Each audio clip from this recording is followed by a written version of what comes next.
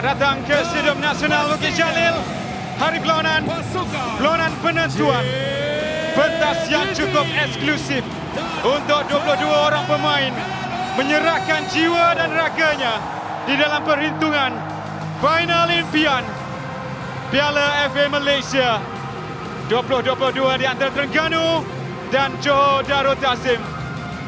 Jadi ke manakah hala tuju dan destinasi piala ini akan dibawa pulang selepas perlawanan ini? Piala FA pada malam ini secara eksklusifnya dibawa dari Darul Aman selaku juara ataupun penyandang juara pada edisi 2019 untuk menyerahkan kepada anak rimau, warisan pelaku anak rimau yang terdiri daripada Idan Aidan, Kecik Kimi, Joel, Adha, Kausal dan Daniel.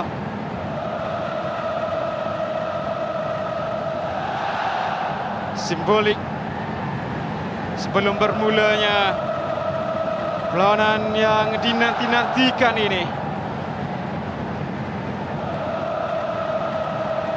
Nasruddin Ahmad berasal dari Johor dan Zulkifli Ibrahim dari Terengganu merupakan dua wira dari pos Malaysia menyerahkan kepada anak-anak rimau.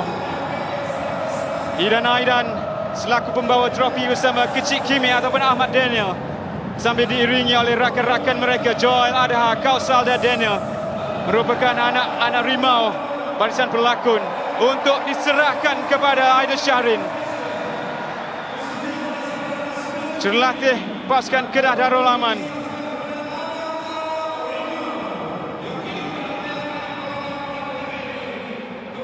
Untuk yang berada di stadium, mereka sudah menyaksikan preview mengenai filem anak rimau ini, dan ini penyerahan kepada jurulatih Kedah Darul Aman Aida Syahrin dari anak rimau, dan seterusnya akan meletakkan piala ini ke tempat yang sepatutnya sebelum dibawa pulang oleh sama ada Terengganu ataupun Johor Darul Takzim. Jadi sembilan penyerahan yang sudah pun selesai. Leandro Velasquez, umpanan ke sebelah kanan untuk Arif Aiman. Bahaya kedudukan ini dari Arif Aiman. Kena tiang. Peluang yang cukup baik untuk Johor Darul Takzim. Ya, di sini kita lihat bagaimana satu lolongan yang begitu baik dilakukan oleh Leandro, dan kita boleh lihat bagaimana Arif Aiman memilih untuk melakukan rematan terus. Arif Aiman untuk Forestieri. Baik gerakan dari Forestieri. Ya! Sedikit kesilapan yang menggagalkan mereka untuk mendapatkan jaringan dari Fernando Forestieri. Rudy. Ya, di sini kita lihat bagaimana satu larian yang begitu baik dilakukan oleh Fernando Forestieri. Beliau cuba melepasi Syarul Nizam seperti tadi. Tapi kalau kita saksikan di sini, beliau melihat kedudukan Baxter, tetapi mungkin hantaran itu saja yang kurang cermat. Ada dua pemain yang cuba menyerang bola itu. Dan kini Terengganu, Faiz Nasir ada tarikan. Advantage diberikan Cecek Kipre. Peluang untuk Terengganu mendapatkan jaringan pertama. Diselamatkan oleh Farizal Malias. Peluang pertama yang cukup berharga untuk Terengganu. Ya, di sini kita lihat bagaimana counter attack yang dilakukan oleh pasukan Terengganu, dan saya rasa ini suatu yang orang kata boleh menjadikan gol untuk pasukan Terengganu. Pantas mereka kehilangan penguasaan. Arif Aiman cukup berbahaya di sebelah kanan, namun tolakan yang sedikit mengecewakan. Kembali pada Johor Darul Takzim, Leandro Velasquez. Itu yang menjadi senjata utama untuk Johor Darul Takzim. Dan saya rasa ini adalah percubaan yang begitu baik, walaupun kita melihat Leandro. Tolakan yang baik untuk Velasquez. Umpanan mencari Arif Aiman di sebelah kanan. Peluang untuk Johor Darul Takzim dari Arif Aiman.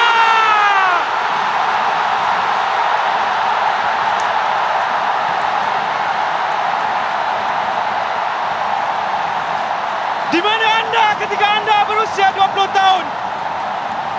Kerana Arif Aiman menggegar di Stadium Nasional Bukit Jalil. Arif Aiman Hanafi, nama yang tidak perlu diperkenalkan lagi. Peluang demi peluang untuknya, dan beliau menjelmakan setiap perlawanan dengan aksi yang cukup berkualiti. Namun Leandro Velasquez santu antara baik. Hampir saja mendapatkan jaringan berganda.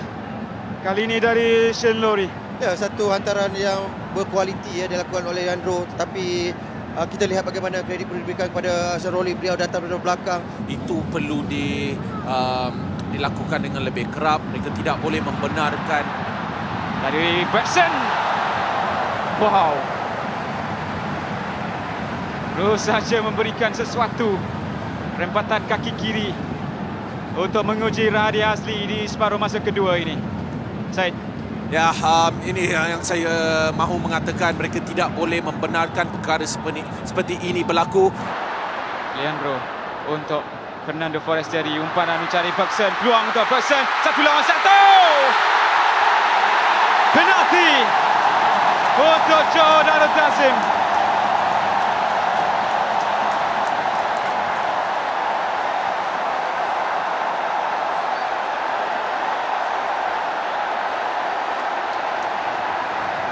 Satu lagi kesilapan menguatkan diri untuk Terengganu.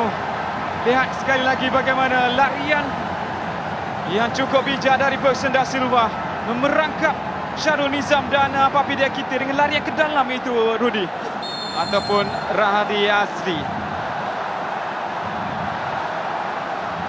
Bergson da Silva dengan sepakat penalti masuk.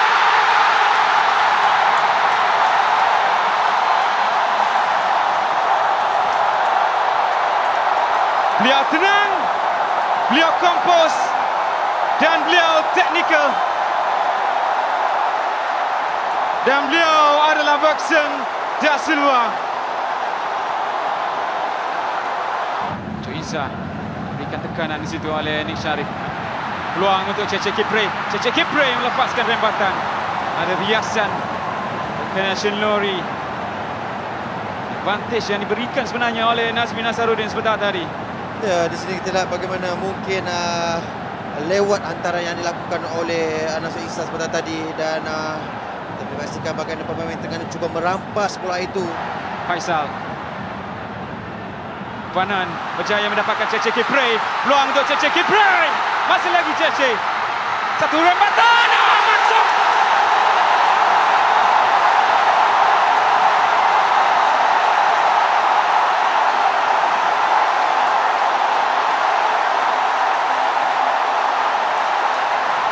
Cece Kipre, tugas seorang kapten dilunaskan dengan cukup baik. Jaringan pertama, jaringan yang dicari oleh Terengganu akhirnya muncul setelah berlaku sedikit pergelutan, dan akhirnya rembatan kaki kirinya berjaya untuk mencari jaringan buat Terengganu pada malam ini. Oh, satu lagi antara yang berbahaya. Muncul saja Rahadi, peluang untuk Mamadou Soumaré. Pintu gol sudah terbuka luas. Rahadi Azli, peluang untuk Bergson.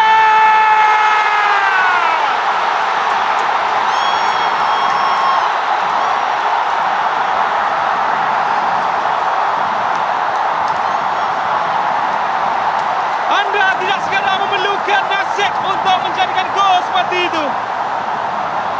Anda juga memerlukan kualiti. Dan kualiti itu ada pada Bergson da Silva.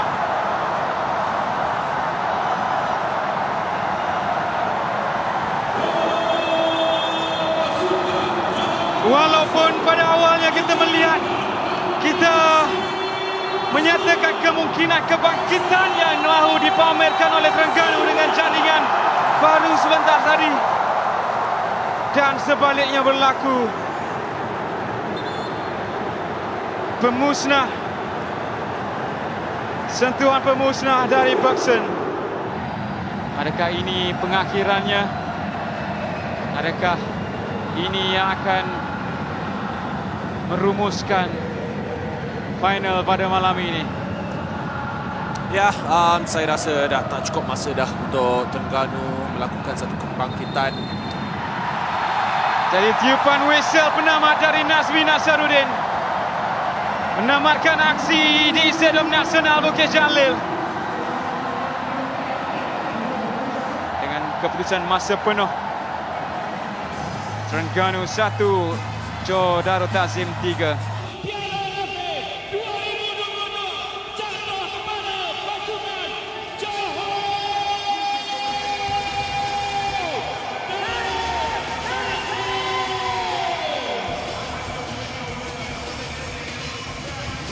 Jadi julangan dari Johor Darul Takzim, juara Piala AFF Malaysia 2022, edisi ke-32, penantian yang ditamatkan dengan kemenangan mutlak 3-1 ke atas Terengganu.